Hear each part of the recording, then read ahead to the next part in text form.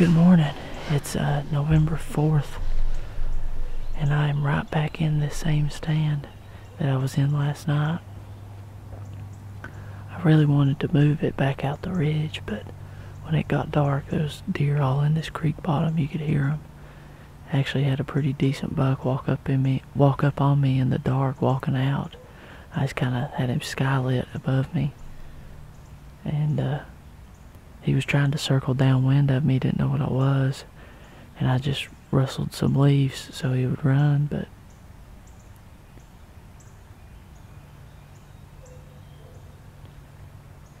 seems like he can't catch a break. But Logan wasn't sure what he was going to do this morning, so I told him he could come in here, and he's actually on the other side of the creek bottom, back up that ridge a good ways. There's I cut some real fresh sign going out up there. And I can't be in two places at once, but I think he's really going to have a good hunt. I think there's a possibility of seeing some good deer up there.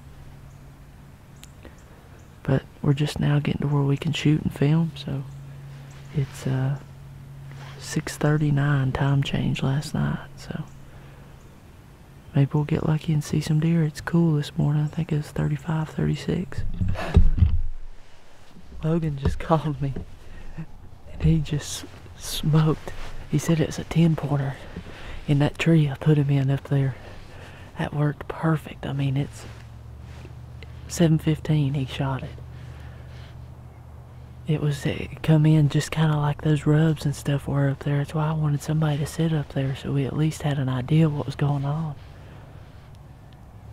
I don't know. I thought maybe it was that 9-pointer I had pictures of. He said maybe 130, so he's probably a little bigger than that, honestly, just hearing him talk. So we're going to sit here for a little while, and I guess we're going to get a deer out of here.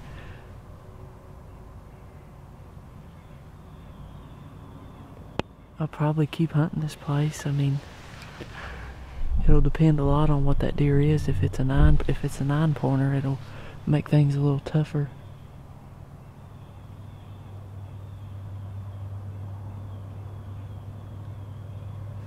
Definitely gonna have to move this stand, but I'm gonna get quiet. We're gonna sit here for a couple hours and we're gonna go find him. He had to shoot him like facing him at like 5 yards, but I trust him shooting a deer. He'd probably let him have it. He said it buried up to the fletching, so it should be good. Well, shortly into working on this day 7 video, I realized that there was some pretty big gaps in the story, and I wanted to try and do a better job of filling things in so everybody's kind of not in the dark. But as I said in the video, about 10 after 7, Logan called me and said that he had shot a really good buck. And through talking back and forth with him, realized the buck was almost facing him, quarter-2 really hard, which isn't exactly the ideal shot you want to take, but the deer was really close and he felt confident in it. He said if anything the shot might be a little low, but he thought that he saw the arrow bury up to the fletchings in the chest. And immediately, I thought that's dead deer, no problem. So that was about 10 after 7. I sat till a little after 9 o'clock and got down and headed his way. And when I got there, he was still in the tree, and he began to climb down, and I had him direct me to where the deer was. And right off the bat, we kind of got a bad feeling about the whole thing, that maybe things weren't exactly like we thought they were. There was white hair all over the ground, and he thought his arrow was buried up to the fletching in the deer, when in reality the arrow was sticking in the dirt right there. And not only that, the arrow had very little blood on it. Well, here in Ohio, and Matt put me on this place we scouted last year, and right off the bat this morning, I think he's a 9-pointer, come off this ridge right here, kind of bird dogging nose to the ground, and stopped him, or tried to stop him twice, and on the third one he stopped and he turned and looked at me. So it's like an hour never shot, and I had to shoot him like right in the chest, and we're kind of not sure by the looks of the arrow, so we're gonna see what we see. It's been about 2.5 hours since we shot him. I'm gonna grab this arrow real quick. Kind of what we're looking at here, there's a lot of hair. Looks like the hit's just a tick low, but it's been about 2 hours. If we start getting any kind of distance on this track job, we're gonna back out. Here's the arrow. As you can see, not a lot. I'm gonna... There's blood right here. Let's see. What did he do? And then we take up the blood trail. And we have great blood immediately. He's shooting that Rage Extreme, that 2.3 inch cut broadhead. We've shot those for years, and I haven't shot it the last couple years, but I've been shooting the tri-pans. I honestly think that it could go either way, but with what that arrow did, that broadhead is probably the reason that deer died. But we began to track the deer, and right off the bat we had great blood, and we made it. My initial reaction is the deer, obviously it looked like it hit low with the white hair. There was some brown, but my initial reaction is the deer might be heart shot. We had good bright red blood, not a lot of bubbles, so we didn't think maybe lung. If we did get lung, it wasn't double lung. But we began to track. We made it 50 yards, made it 75 yards, made it close to 100 yards, and the deer started cutting back up the hill. That's when we had a little bit of concern. The deer ended up we tracked it about 150 yards, went across a power line, and bedded up on the other side. We found the first bed, and at this point we're looking at 2.5, maybe 3 hours after the shot. And we from the bed we decided we were going to track 50 yards further, because a lot of times they'll bed up real close together and he could have been laying there dead. So we kind of struggled for just a second on the direction of which way the deer went, and we picked up on it pretty quick and had good blood. And we got close to that 50-yard mark that we said if we hadn't found him that we were going to back out, and up pops a deer and runs off. And many of you guys have probably been there. That's a very I don't know how to put it in words. That is a very heartbreaking moment. That when you're tracking a wounded deer and you jump one, I mean, your heart just sinks, because you know what it means. So when we jumped that deer, you don't know for sure whether it is the deer you're tracking, but we immediately said we were going to back out. This is probably close to 10 o'clock, right at 10 o'clock at this point. And had weather not been a factor, we probably wouldn't have even come back till the next morning. Because what was going through our heads is it's a low shot, frontal, and had he gotten anything vital, whether it be heart, lungs, artery, anything, the deer would have been dead. They wouldn't be bedding up. So we felt like we were tracking a deer that was not vitally, he had not hit any vitals. We felt like we were tracking a deer that he had missed the vitals. We thought best case might have been, maybe it was like one lung, liver, and come out mid-body, exited mid-body. We weren't sure, but at that point, that we thought best case scenario would be one lung, liver, because we did find some blood that wasn't necessarily liver blood, but I could see it being liver blood. So we backed out. We drove separate vehicles, so Logan had went back to the cabin, and I wanted to move a stand. So I did that, and we met back up early afternoon. And I think we decided to head back to the woods about 2:30. So at this point, that was what, 8, 9, 10, 11, 12, 1, 2, 7 hours after the shot. So by the time we get in there and start tracking, we go pretty much to where the deer crossed the power line and went to that first bed. And we tried to jump straight ahead to where we were at when we jumped the deer. And being 7 hours after the shot, we had great blood to begin with. But now it's dried, and it was so hard to see. So we kind of circled around there trying to pick it up from where we had last blood and couldn't do it.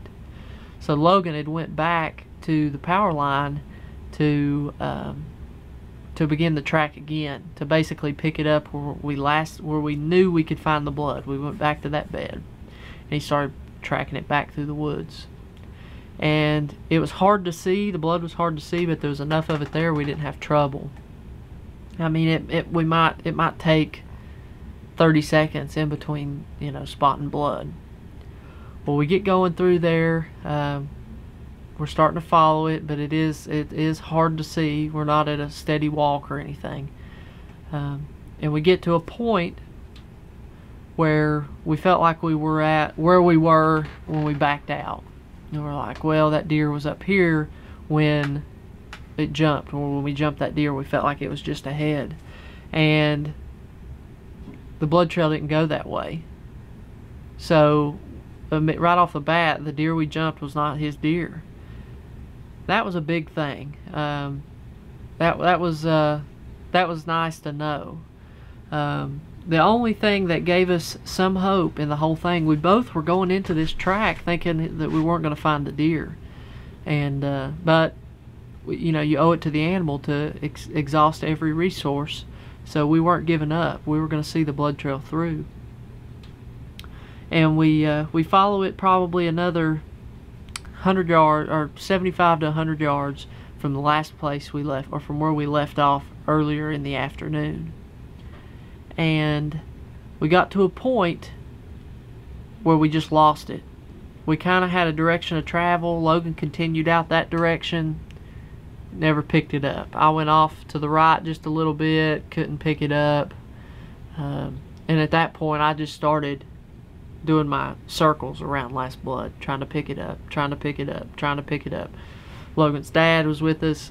He had went ahead. He was kind of trying to do a body search. You know, he doesn't have the best eyes, and he was having a hard time seeing the blood at all. He had no luck.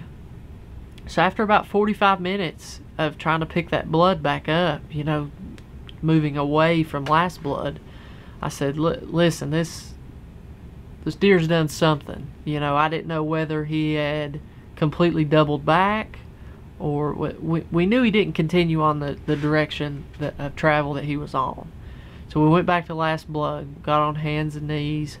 I felt like from last blood straight to the left was some taller grass, and we were having really good luck finding the blood up high, like on, you know, saplings or on briars or on anything. Well, we had this tall grass to the left of last blood, and I'd searched it good. Like, I'd looked at all the grass up high, never found any blood. So I was pretty confident that he did not go left. So the first place we started, hands and knees, was to the right, and kind of maybe angle them back, because a lot of times they'll circle back. And I got about 5 feet from last blood, and I found a speck. And I wasn't even sure it was blood. I grabbed it, I handed it to Logan. I said, does that look like blood to you? And it was literally like a pinhead. And Logan kind of wet his thumb and rubbed it. Sure enough, it was blood. It was 5 foot to the right of last blood. So we had a direction of travel. So it took a few minutes from that piece to the next, and a few more minutes to that piece to the next, and then it might have been a minute from that one to the next, and then it was 30 seconds, and then it was 20 seconds, and then it was 15 seconds, and then we got going pretty good. And the deer ended up falling in line on a pretty well used deer trail. So we were kind of pretty certain of where he went even before we found the blood, and we were able to find it and stay on it. And we made it probably from the last bed probably close to 200 yards. And we started he started circling back towards another power line. And we come up on a bed, another one, which was a good sign, you know. He'd probably run 150 or so yards before he bedded up the first time, and now he's went probably another 200 at least before he bedded up again. And I said, you know, this is going to be hard to find which way he went out of that bed. So we started going around the bed, and I found some blood kind of back the direction he entered the bed, but off to the right. And I was like, this isn't the way we come in, right? And it's like, no. So I started following. I said, well, here it is, here it is, here it is. We went another 20 yards, boom, there was another bed. And then we could see the blood leaving it. Logan took 2 or 3 more steps out of that bed, and I guess you'll see. I didn't get the initial reaction, but there he was. That buck had went probably at least 400 yards total, and he was stiff as a board. He was totally stiff. I'm not going to say he died, you know, immediately, because obviously he bedded up a few times, but he'd been dead for hours. If I had to guess, I'd say that deer was dead the first couple hours. Well, the amazing part about it is that, well, 2 things. The deer had tucked itself up under kind of like a multiflora rose bush, and the coyotes had actually got on it. In the daylight, had gotten on it, so he'd probably been dead for a little while. But the coyotes got on it and drug it out to where we could see it, and it actually made it probably a little easier for us to find. But the most amazing thing out of all of it is Logan hit pretty close to where he thought he did, up and down, everything. But that arrow had deflected down some, and thankfully with that big broadhead, it cut a huge hole, which you'll see in the pictures and probably in the video. But it turns out that arrow never entered the body cavity. The arrow never went in the deer. It kind of went through like some the meaty part of his leg, like right here. But it never went through the body cavity, and it killed him. Didn't hit anything vital. Probably didn't hit a major artery, or he'd have been dead a lot faster. I think this deer, there was so much blood, especially early on, that it was probably blood loss, honestly. I don't know what killed him, honestly. We were so thankful, and I know Logan even more so than me. It was just a relief. That was one of the most surprising blood trails I've ever been on. Usually when you go on those blood trails, you have kind of, in the back of your mind, you have an outcome. You know, we're not going to find this deer, or we're going to find him, or whatever. I've been on a lot of them. And that one was the most surprising. The arrow and the shot was kind of what we felt. We felt like he'd missed a little low. Felt like he probably didn't get any vitals, and it was going to be hard to find him. It was hard to find him. But probably the one good message from all of this is don't give up. Number one, you owe it to the deer, but don't give up on the blood trail. Don't just try and turn into a body search when you've lost blood for 30 minutes to an hour.